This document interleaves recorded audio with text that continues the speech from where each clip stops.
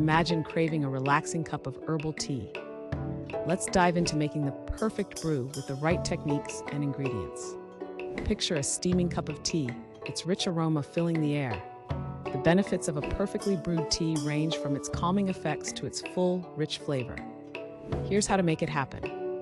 First, gather your materials.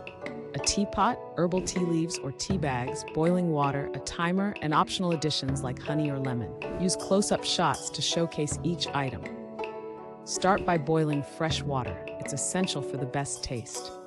Use a kettle or stovetop pot and bring it to a rolling boil. Preheat your teapot by swirling a small amount of boiling water inside, then discard it. This step helps maintain the tea's temperature. Next, measure the right amount of tea leaves or use a tea bag per cup. You can adjust the amount based on your taste preferences. Add boiling water to the teapot and set a timer for the appropriate steeping time, typically 5 to 7 minutes for most herbal teas. Use an animated timer to illustrate the wait. After steeping, pour the tea into a cup through a strainer if using loose leaves. Add optional ingredients like honey or lemon and stir gently. Finally, enjoy your tea. Pair it with a light snack or relax in a peaceful setting.